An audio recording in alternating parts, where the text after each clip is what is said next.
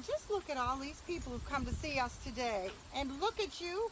I never thought I'd see you again. And here we are together after just who knows how long. I think it's been 100 years since we've seen each other. Well, I think you're probably right, Helen. But I also think we'd better introduce ourselves to these people. I don't know what you were thinking. You know, she never was very good at entertaining. She should have had Cook bring some fresh squeezed lemonade to help with this hot sun. Or maybe some little cakes. You know, I always did love cakes. Well, Lizzie, I can see that you haven't changed much. Still thinking everyone has a house full of servants to wait on them. You know, we were far from being poor, but we didn't have a house full of servants like you did, and two big houses. Anyhow, you are right. To think that we don't want our guests to think that they have come across some people of uncivilized society, and you supposedly a very proper Boston matron and all. Good afternoon, everyone, and please forgive me for my lack of civility. My name is Helen MacNichol, and this is my older sister. Yes, I am her sister, Mrs. Elizabeth MacNichol Conant Paine. Why, Elizabeth, when did you add Paine to the list? Wasn't one husband enough for you? Now, Helen, let's not be that way. You don't know that I remarried. Of course, that happened after your passing. Well, let me tell you about it. You remember my husband, Albert? I sure do. Well, he died at our summer residence in the Hant in 1903. It was after that, you must remember it was after that, when you and Mother came to live with me in Boston. Oh, of course, I remember, Lizzie. You were all alone in that great big house on Arlington Street, and what a lovely place you had in the Hant, right on the ocean. It was beautiful. I did love summers there with you. And here we were in Calais, alone in that great big house, and you decided to invite us to come live with you in Boston. It would be a lark, you said. And of course, Father had been gone since '95, and you were all alone after Albert died, so it did make perfect sense to join you. Yes, I thought it did. We had wonderful times, and I was happy to have you and Mother with me. I never did like being alone, and that's probably why I remarried after Mother died. You know, thinking of Father brings back so many wonderful memories. Do you remember when he ran for the Democratic National Convention? I can't recall. Do you remember when that was? Gosh, Lizzie, let me think. I think it was probably about 1880. I was 7, and I think you were probably about, 13? And he had to go to Cincinnati, and he know that, and Winifred Scott Hancock was the Democratic nominee at the time. And of course, Mr. Garfield ran for president and narrowly won. Then the poor man ended up like Mr. Lincoln, assassinated. And then Father took the ship on to Boston and then a train onto Ohio. And that was years before the train ever came to Calais. Father was a wonderful jury lawyer, wasn't he, Lizzie? Oh, he certainly was. Do you remember when he died? They said that if he was appointed to a case, it was always as good as one. Then don't you remember when Judge Fowler resigned as the city solicitor? And Father was appointed to replace him, even though he was a Democrat. And the whole board of aldermen for the city, they were all Republicans. But he held that office right up until the time he died. And that just goes to prove that everyone liked Father. Mm-hmm. Father liked everyone, Democrat or Republican. There's no doubt of that. Oh my gosh, yes, you're absolutely right. He was certainly popular with everyone, Republican and Democrat alike. But isn't it sad he died so young?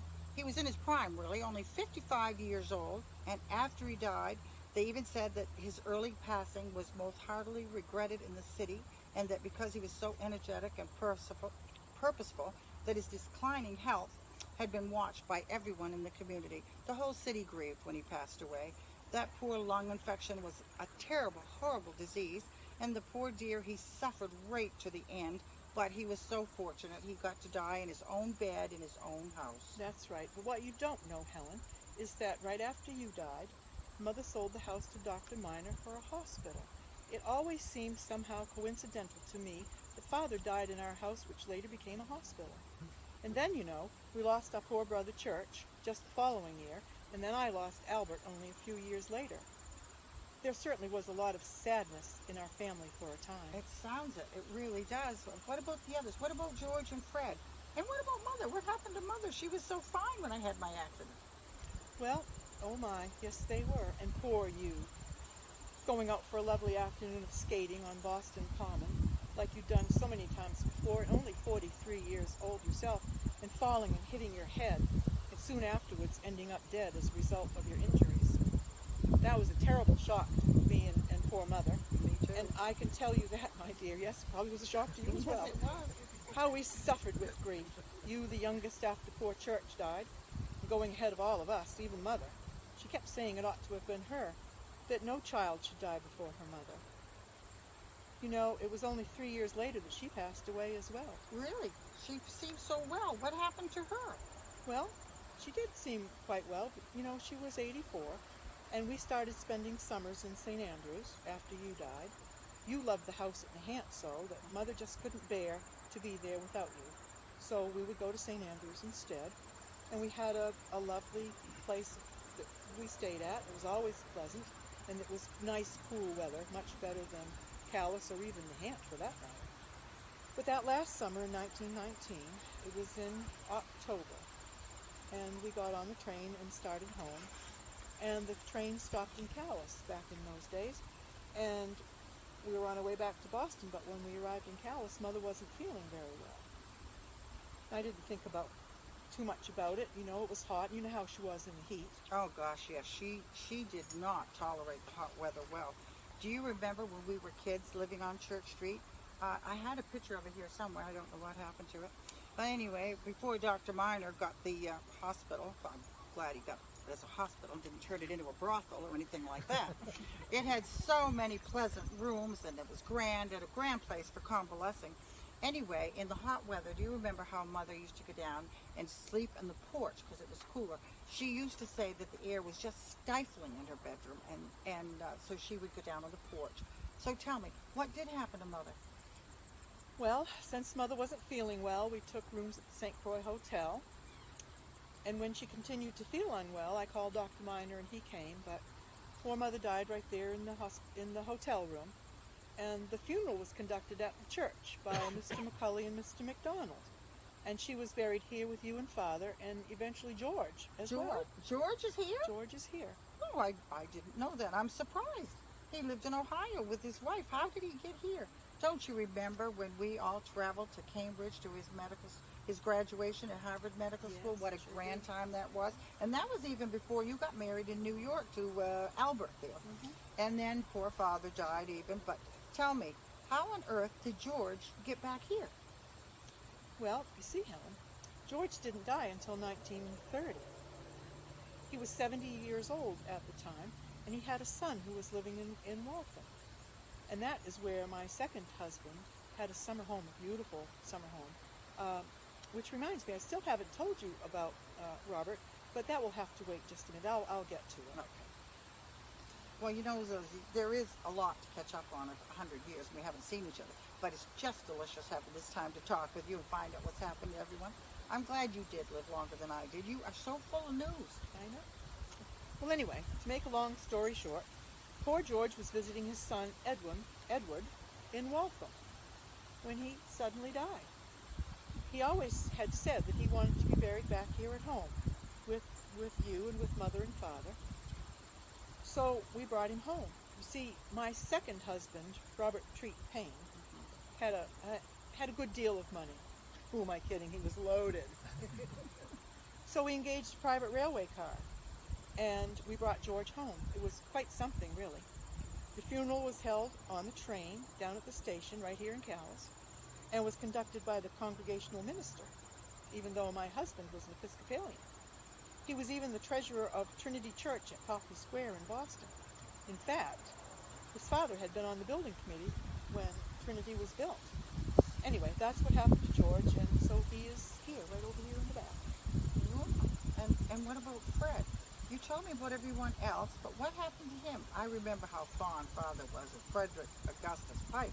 He liked him so much that he named our brother Frederick Pike MacNichol. I remember he married Henry Todd's daughter, Margaret, That's right. from St. Stephen, Yes. and they lived over on the Union. And he was so much fun. I loved Freddie. He was my favorite.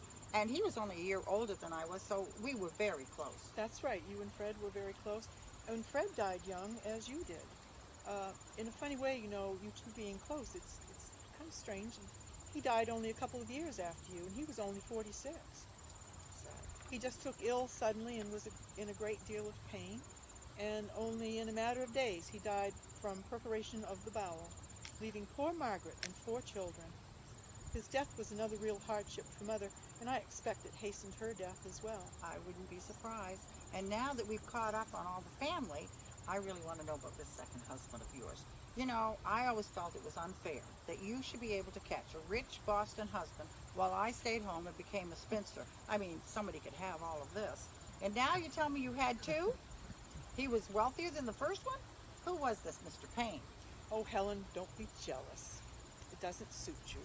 If you feel desperate for a husband, perhaps you should scan the audience for an eligible bachelor. I've been looking. Maybe you'll I've find been one right looking. here this afternoon. Yes. But I am not jealous, and I'm not going to engage in such coarse behavior. Actually, such behavior is very unbecoming to both of us, and you know Mother taught us better than that. It only struck me that everyone else in the family was married but me. Just the same, I had a good life, and I'm not complaining, and you were always good to me and to Mother as well, all those years together in your house in Boston, despite the fact that we didn't always get along. Anyway, tell me about this second husband of yours. Well, he really was a very nice man from a very good family, and we were very happy together. After all, you must remember I didn't remarry right away. I was a widow for nearly 20 years. But after Mother died, I was all alone, and I didn't like it, so the opportunity to remarry came along, and he was a nice man, a widower himself, and I took it. Well, I can't say that I don't blame you. I probably would have done the same thing if I'd have ever been given the chance. And I do know how you hated to be alone. Growing up in that house with 6 kids and Mother and Father, it was always full of activity and fun and conversation, so I understand. Well, that's true. Well, anyway, my second husband, Robert Treat Paine, was descended from the signer of the Declaration of Independence for the state of Massachusetts, and he had the very same name. He was also Robert Treat Paine, so my Robert came from a very old Boston family. They were early patriots, really. He had a wonderful house in the Back Bay at number 55 Commonwealth Avenue, though after we were married we rented it, and we lived in my house on Arlington Street. And he had a magnificent estate, Stonehurst. Oh, how I love to go to Stonehurst. That was located in Waltham, and his father had had it designed by Henry Hobson Richardson, who was a very famous architect. And the gardens were done by Frederick Law Olmsted, who designed Central Park. So everything, and I mean everything, was the very best that it possibly could be. And we traveled, and we had a wonderful life. And the Paines were very good, socially minded people. Robert's father had run for governor, and he was a great philanthropist and a social reformer.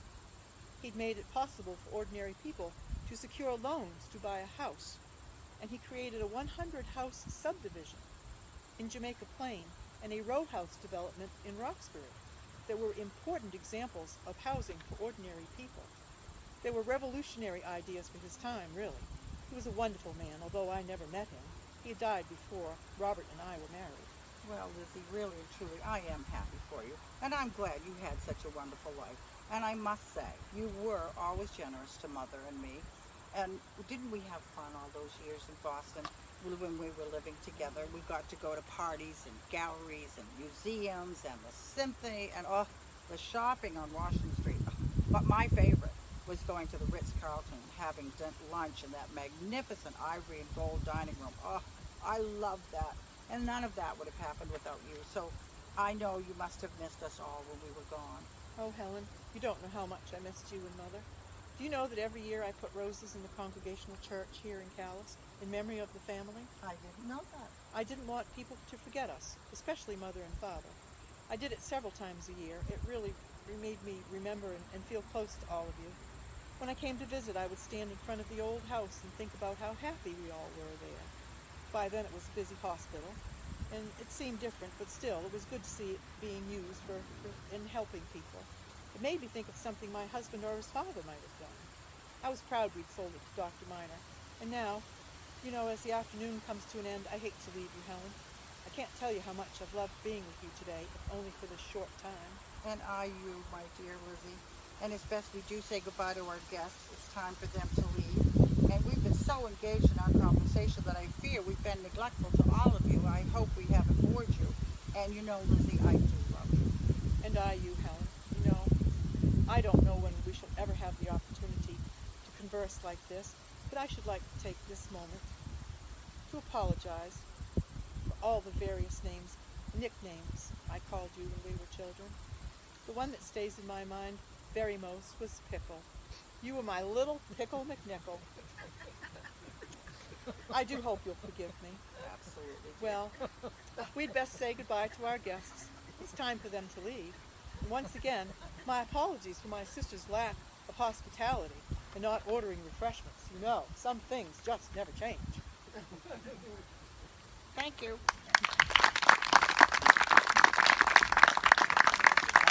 Thank you, folks. We have been ad-libbing a lot. That was the water. Cheers. Cheers, dear.